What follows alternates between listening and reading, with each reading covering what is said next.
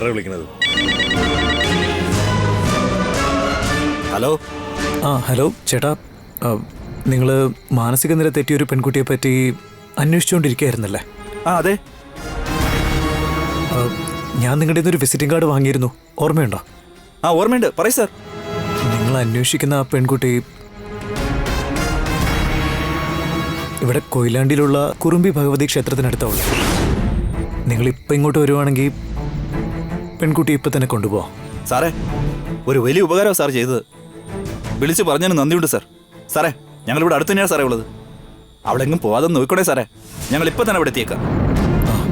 ശരി, നിങ്ങളൊന്ന് വേഗം വരാൻ നോക്ക്. ദാ എത്തി സാർ. ഡാ വാടാ.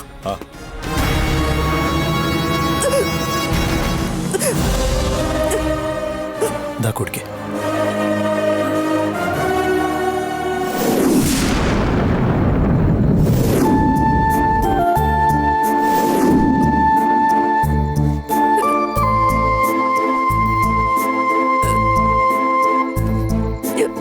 കുട്ടി പേടിക്കണ്ട, ഞാൻ കാരണം കുട്ടിക്ക് ഒരു അബദ്ധം വരില്ല. ധൈര്യമായിട്ട് വെള്ളം കുടിക്കേ.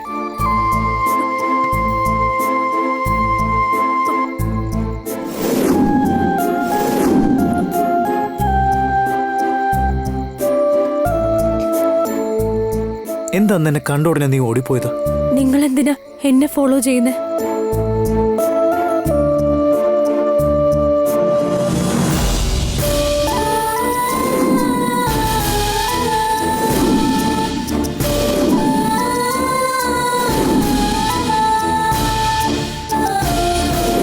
ഇതെന്റെ വൈഫായിരുന്നു. നിങ്ങളുടെ ഭാര്യയെ കണ്ട എന്നെ പോലെ തന്നെ ഉണ്ടല്ലോ. എന്റെ ഭാര്യയുടെ അതേ രൂപം നിനക്ക്.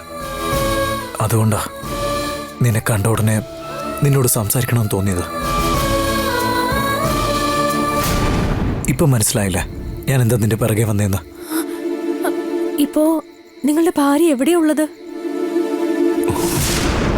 അവള് ഇപ്പൊ ജീവനോടെ ഇല്ല.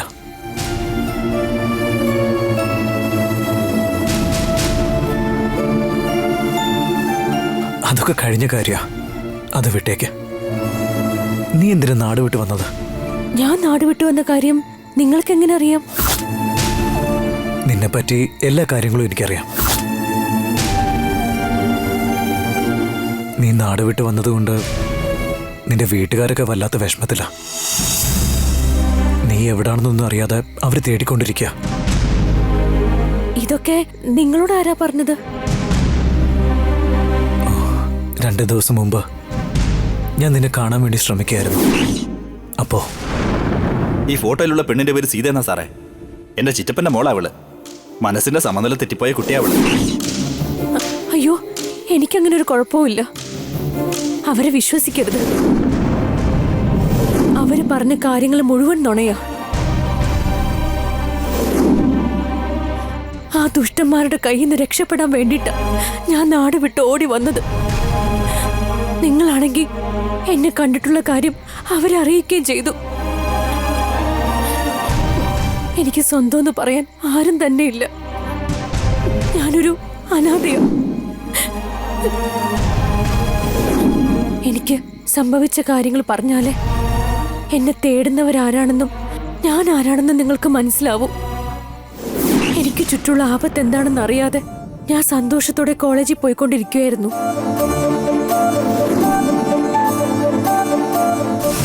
എത്രയോ പെൺകുട്ടികളുടെ ജീവിതം കല്യാണം എന്ന പേരില് കുരുതി കഴിക്കുന്ന ഈ നാടകം കണ്ണടച്ച് കാണുന്നവളാ ഞാൻ. പക്ഷെ മോളോട് എനിക്കുള്ള സ്നേഹം എല്ലാം എന്നെ കൊണ്ട് തുറന്നു പറയിച്ചു.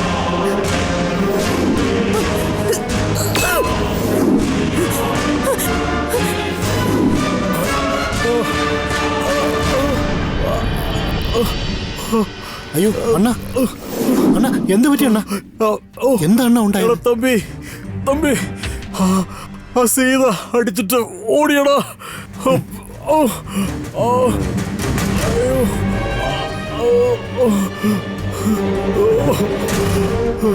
ആ, കോടിക്കണക്കിനുള്ള സ്വത്ത്, നാട് മുഴുവൻ പേരും പെരുമയും. നീ സെറ്റിൽഡ് ആയല്ലോ. ആ, നിന്നെ അങ്ങ് മുകളിലേക്ക് പറഞ്ഞയച്ചല്ലേ എനിക്ക് സെറ്റിൽ ആകാൻ പറ്റൂ. എന്താടാ ഈ പറയുന്നേ? അണ്ണാ, എന്നും കൂടപ്പുറപ്പുകൾ കൂട്ടിനുണ്ടാകുമെന്നാണല്ലോ പ്രമാണം. പക്ഷെ അണ്ണന്റെ കാര്യത്തില് ഈ അനിയൻ തന്നെയാ കാലൻ. എത്ര നാളെന്ന് കരുതിയാ ഞാനിങ്ങനെ അടിമയായി കഴിയുന്നത്. അതുകൊണ്ടാ നിന്നെ പട്ടടയിലേക്ക് എടുത്താലേ എന്റെ സമയം തെളിയുന്നു ഞാൻ തീരുമാനിച്ചത്. അതിന് പറ്റിയൊരു അവസരം കാത്തിരിക്കുകയായിരുന്നു ഞാൻ. ഇന്ന് ആ പെങ്കൊച്ച് നിന്നെ തല്ലി എനിക്ക് എന്റെ ജോലി എളുപ്പാക്കിയിട്ടുണ്ട്. അയ്യോ, അവള് നിന്നെ അടിച്ചത് ഞാൻ വീഡിയോ എടുത്ത് വെച്ചിട്ടുണ്ട്. ഇത് പോലീസുകാരുടെ കൊണ്ട് കൊടുത്ത അണ്ണനെ കൊന്നത് അവളാണെന്ന് അങ്ങ് ഉറപ്പിച്ചോളും. നിന്റെ സ്വത്ത് മുഴുവൻ പിന്നെ എന്റേതായി മാറും. ഈ ഓർഫനേജിന്റെ കാര്യമൊക്കെ ഞാൻ ഏറ്റു.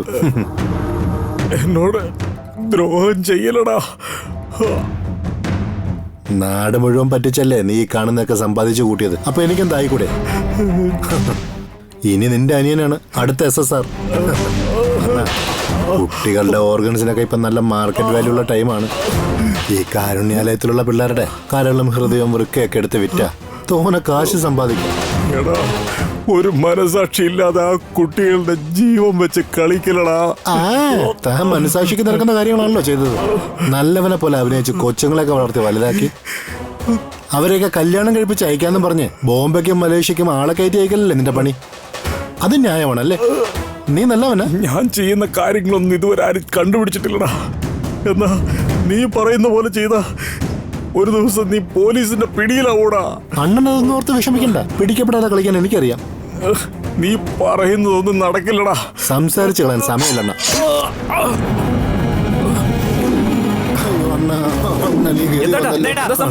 എടാ, നീയൊക്കെ എവിടെ പോയി കിടക്കായിരുന്നടാ? ആ സീത അണ്ണനെ കുത്തിയിട്ട് പോയടാ. പോയി പിടിക്കണടാ അണ്ണാ.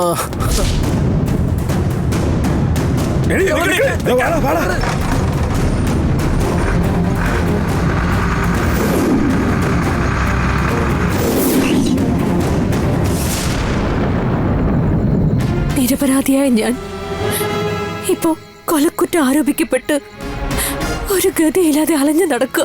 അയ്യോ, നിന്റെ ഇപ്പോഴത്തെ അവസ്ഥ അറിയാതെ നീ ഇരിക്കുന്ന സ്ഥലത്തെക്കുറിച്ച് ഞാൻ അവരോട് ഫോൺ ചെയ്ത് പറഞ്ഞു പോയി. അവരിപ്പോ വന്നോ എന്തെങ്കിലും പറഞ്ഞവരെ തിരിച്ചയക്ക്. അവരിവിടെ എത്തുന്നതിന് മുൻപ് ഞാൻ പോയിക്കോളാം.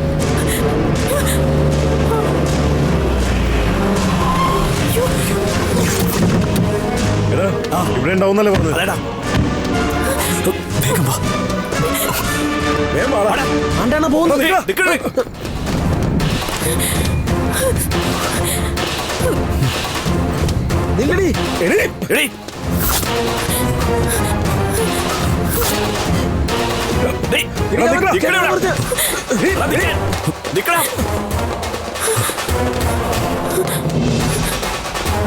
നിക്കണേ, ഓടരുത്.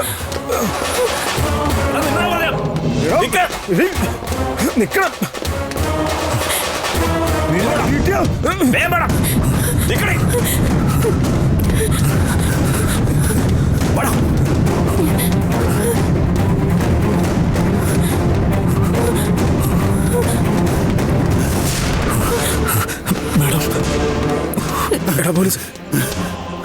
എന്തിനാ ഇവർ രണ്ടുപേരും നിങ്ങളിങ്ങനെ ഓടിക്കുന്നേ?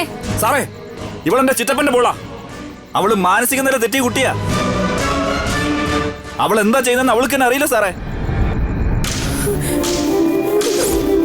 ഇവന്റെ കയ്യിൽ നിന്ന് രക്ഷിച്ച് ഞങ്ങളുടെ പെങ്ങളെ ഞങ്ങളോട് പറഞ്ഞു വിടണം മാഡം. ഇവർ ഈ പറയുന്നതൊക്കെ സത്യമാണോ?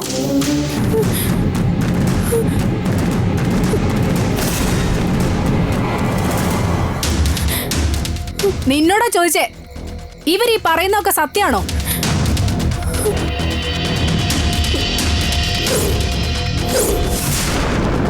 ഇവരൊക്കെ ആരാണെന്ന് എനിക്കറിയില്ല. സാറേ, കണ്ടോ സാറേ, ഞാൻ ഇതാ പറഞ്ഞത്.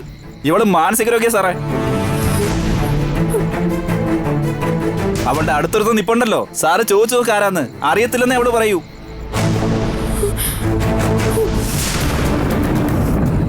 ഇയാൾ ആരാ? നിന്റെ മാനസിക നില ശരിയല്ലെന്ന് ഇവർ പറയുന്നുണ്ടല്ലോ. അവര് പറയുന്നതിൽ എന്തെങ്കിലും സത്യമുണ്ടോ? പറയ്. നിന്റെ കൂടെയുള്ള ഇയാൾ ആരാണെന്നും നിനക്ക് അറിയില്ലെന്നാണല്ലോ അവര് പറയുന്നത്. നീ എന്താ ഒന്നും മിണ്ടാതെ നിൽക്കുന്നേ?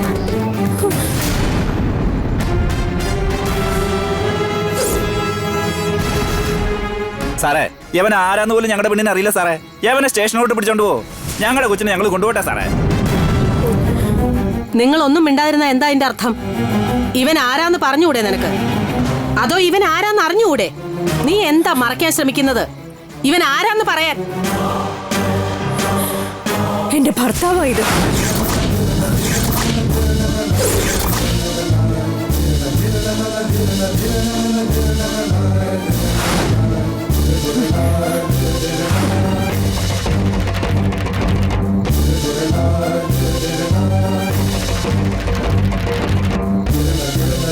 ഞങ്ങൾ തമ്മില് ചെറിയൊരു വഴക്കുണ്ടായി. അപ്പൊ ഉണ്ടായ ദേഷ്യത്തില് ഞാൻ വീട് വിട്ടിറങ്ങിയതാ. അദ്ദേഹം എന്നെ ഇവിടെ വന്ന് തിരിച്ചു വിളിച്ചിട്ടും ഞാൻ പോവാൻ തയ്യാറായില്ല. അതാ അദ്ദേഹം എന്നെ നിർബന്ധിച്ച് കൊണ്ടുപോകാൻ ശ്രമിച്ചത്. അദ്ദേഹത്തോട് എനിക്കുള്ള ദേഷ്യം കൊണ്ടാ ഇതുവരെ ഇദ്ദേഹം സ്വന്തം ഭർത്താവാണെന്നുള്ള കാര്യം ആരോടും പറയാതിരുന്നത്. അതുകൊണ്ടാ മാഡം ഇത്രയൊക്കെ ചോദിച്ചിട്ടും ഞാൻ പറയാൻ മടിച്ചത്.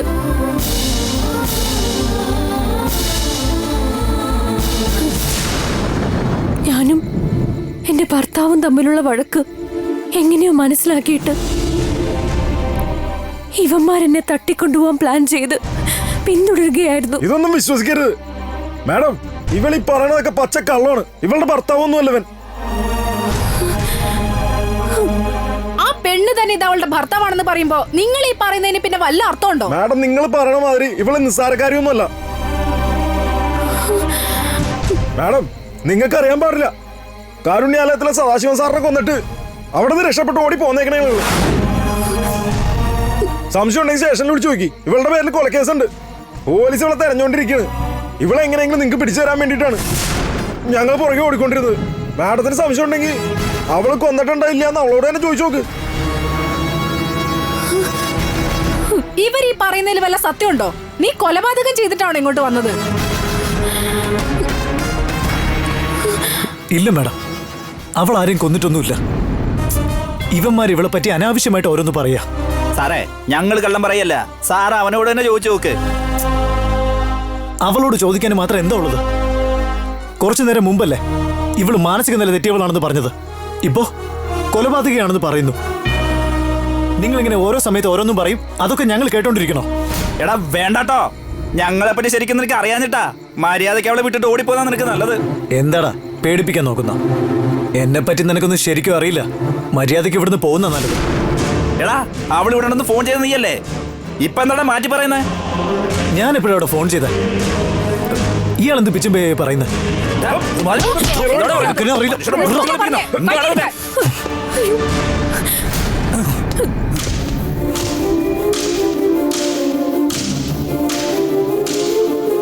സാറേ, അവളൊരു കൊലപാതകിയാ. അവൻ അവളുടെ ഭർത്താവൊന്നുമല്ല. ആ കുട്ടി നിങ്ങളുടെ ഭാര്യയാണെന്നുള്ളതിന് എന്താ തെളിവ്? ഇവൻ ഇതിന്റെ ഇടയിൽ വന്ന് കയറിയതാണ് മാഡം. പിന്നെ ഇവന്റെ ഇവിടെ നിന്ന് തെളിവുണ്ടാവാനാണ്. തെളിവുണ്ട് മേഡം.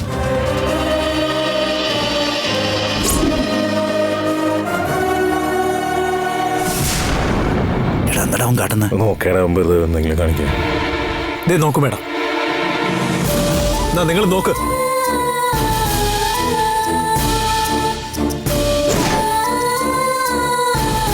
ഞങ്ങൾ രണ്ടുപേരും ഒന്നിച്ചുള്ള ഫോട്ടോയാ. ഇപ്പോഴെങ്കിലും വിശ്വാസമായോ? സാറേ, വിശ്വസിക്കല്ലേ സാറേ. ഇവിടെ കല്യാണം ഇതുവരെ കഴിഞ്ഞിട്ടില്ല സാറേ. അവളുടെ കഴുത്തിൽ താലി ഉണ്ടെന്ന് സാർ നോക്ക്. ഞങ്ങൾ തമ്മിലുണ്ടായ പ്രശ്നത്തില് അവള് താലിമാല ഊരി തന്നിട്ടാ പോയെ. ആ താലിമാല ഇപ്പോഴും എന്റെ കയ്യിലുണ്ട്. സാറേ, ഇവൻ കള്ളം പറയാ സാറേ. ഇവന്റെ ഭാര്യയാണെങ്കിൽ അയച്ചു വെച്ച താലി തിരിച്ചു കെട്ടാൻ പറ സാറേ. അവള് സമ്മതിക്കുന്നുണ്ടോ നോക്കാം നമുക്ക്.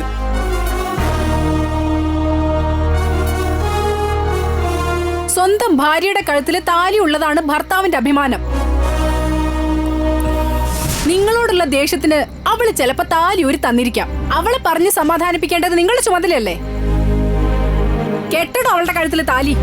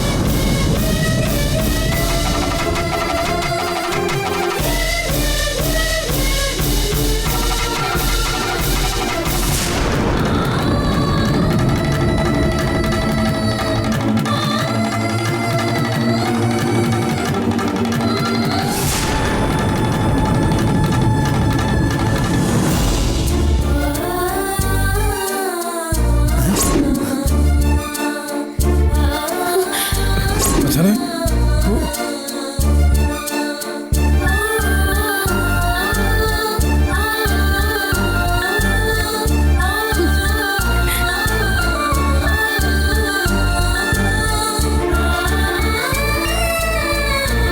നന്നായി വരട്ടെ മക്കളെ.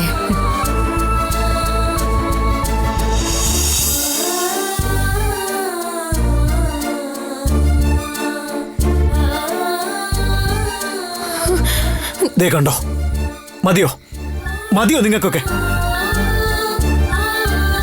ഡോ, നിങ്ങളെ സംശയമൊക്കെ തീർന്നില്ലേ? പരസ്പരം വഴക്കുകൂടി പിരിഞ്ഞിരുന്ന ഇവരെ തമ്മില് യോജിപ്പിച്ചു എന്ന ഒറ്റ കാരണത്താൽ നിങ്ങളൊക്കെ വെറുതെ വിടുന്നു. ഇനി എന്തെങ്കിലും പ്രോബ്ലം ഉണ്ടാക്കിയാലുണ്ടല്ലോ, പൊയ്ക്കോ. സാറേ അവർ പറയുന്ന കള്ളവാ സാറേ. ഡോ, പോവാനല്ലേ പറഞ്ഞത്? പൊയ്ക്കോ. നിങ്ങൾ എന്തിവിടെ നോക്കിക്കുന്നേ? സ്ഥലം വിട്, സ്ഥലം വിട്. ഇനിയെങ്കിലും നിങ്ങള് വഴക്കൊന്നും ഉണ്ടാക്കാതെ സന്തോഷമായിട്ട് കഴിയാൻ നോക്ക്. വണ്ടി എടുക്ക്, വേഗം.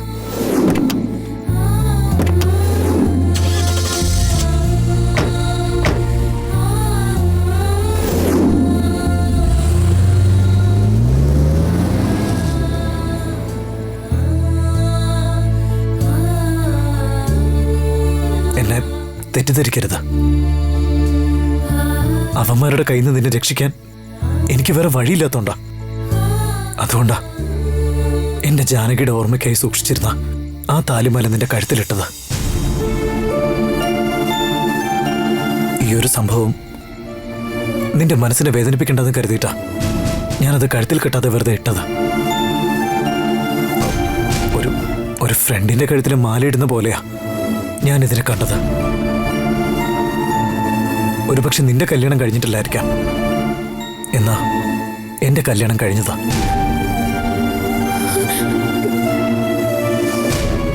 എന്റെ കുടുംബത്തിന് വേണ്ടി ജീവൻ പോലും കളയാൻ തയ്യാറായ ഗംഗയാണ് ഞാനിപ്പോ കല്യാണം കഴിച്ചിരിക്കുന്നത്. ഗംഗയും ഞാനുമായിട്ടുള്ള വിവാഹം കഴിഞ്ഞെങ്കിലും ഞങ്ങൾ ഇതുവരെ ജീവിച്ചു തുടങ്ങിയിട്ടില്ല. ലൈഫിൽ കുറേയധികം പ്രശ്നങ്ങളുണ്ടായിട്ട് അതൊക്കെ പരിഹരിച്ച് ഇപ്പൊ അവളുടെ കൂടെ പുതിയൊരു ജീവിതം തുടങ്ങാൻ വേണ്ടി ഞങ്ങൾ രണ്ടുപേരും ഹണിമൂണിന് വന്നതാ.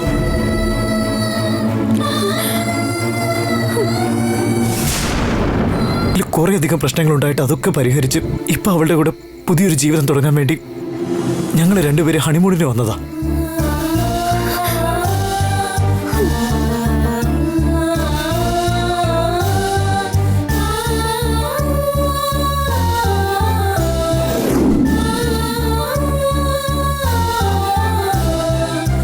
ഹണിമൂണിനായി വന്ന സ്ഥലത്ത് നിന്നെ യാദൃശ്ചികമായി കണ്ടപ്പോ എനിക്ക് വല്ലാത്ത സന്തോഷമായി.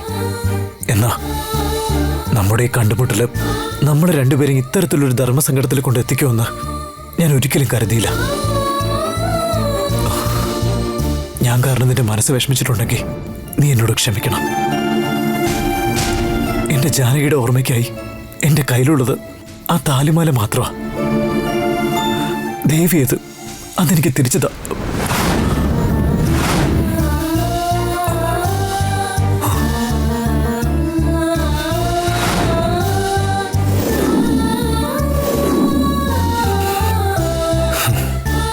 നീയും വലിയ ബുദ്ധിശാലിയാ. നിന്റെ പ്രശ്നം കഴിഞ്ഞപ്പോ നീയും നിന്റെ പാട്ടിന് പോയി. പക്ഷെ എന്റെ ജാനകിയുടെ മാലയും കൊണ്ടല്ലേ പോയത്.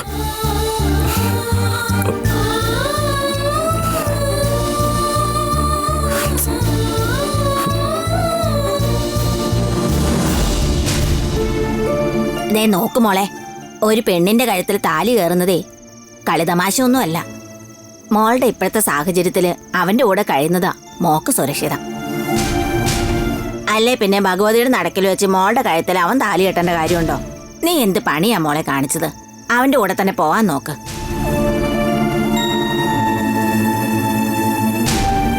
അതെങ്ങനെ പോവാൻ പറ്റും? അദ്ദേഹത്തെ വിശ്വസിച്ചൊരു പെണ്ണ് ഇപ്പൊ അദ്ദേഹത്തിന്റെ കൂടെയുണ്ട്. ഞാൻ എങ്ങനെയാ ഇതൊക്കെ അറിഞ്ഞു വെച്ചിട്ട് അദ്ദേഹത്തിന്റെ കൂടെ പോവാ? അതൊന്നും ഒരിക്കലും ശരിയാവില്ല. അങ്ങനെയാണെങ്കിൽ നീ എന്തിനാ അവൻ കെട്ടിയ താലിയും കഴുത്തിലോട്ടുകൊണ്ട് നടക്കുന്നേ? അതങ്ങോട്ട് ഊരി കൊടുത്തിട്ട് വരായിരുന്നില്ലേ പെണ്ണെ? അതിനെങ്ങനെ എനിക്ക് കഴിയും? ഒരു പെണ്ണിന്റെ കഴുത്തിൽ താലിയേറുന്നത് അത്ര നിസ്സാര കാര്യമല്ലെന്ന് നിങ്ങൾ തന്നെയല്ലേ എന്നോട് പറഞ്ഞത്. മനസാക്ഷി ഉള്ളത് കൊണ്ടാ ഞാൻ അദ്ദേഹത്തെ വിട്ടു വന്നത്. എന്നാ ഒരു പെണ്ണെന്ന നിലയ്ക്ക് ഒരിക്കലും ഈ താലി ഊരി മാറ്റാനാവില്ല. എന്നെ ആപത്തിൽ നിന്നും രക്ഷിച്ച ആ മനുഷ്യന് ഞാൻ ഒരിക്കലും ഒരു ഭാരമാവില്ല. അതുകൊണ്ടാ ഒരു നന്ദി പോലും പറയാതെ ഞാൻ ഓടിപ്പോന്ന്. ഇതങ്ങനെ വെറുതെ സംഭവിച്ചാണെന്ന് തോന്നണില്ല. നിസ്സാരായിട്ട് തള്ളിക്കളയേണ്ട കാര്യമല്ലത്. നിനക്കും അവനും തമ്മിൽ എന്തോ മുജ്ജന്മ ബന്ധമുള്ളത് കൊണ്ടാ അതാ നിങ്ങൾ തമ്മിൽ ഒന്നിച്ചതും ഇങ്ങനെയൊക്കെ നടന്നതും. നിങ്ങളുടെ ഈ ഭാവനയ്ക്കൊന്നും എനിക്ക് മറുപടി പറയാനില്ല. നീ എന്തൊക്കെ പറഞ്ഞാലും ഈ അമ്പലത്തിലുള്ള ദേവിയെ നിങ്ങളെ ചേർത്ത് വെച്ചിരിക്കണത് അത് നീ മറക്കണ്ട.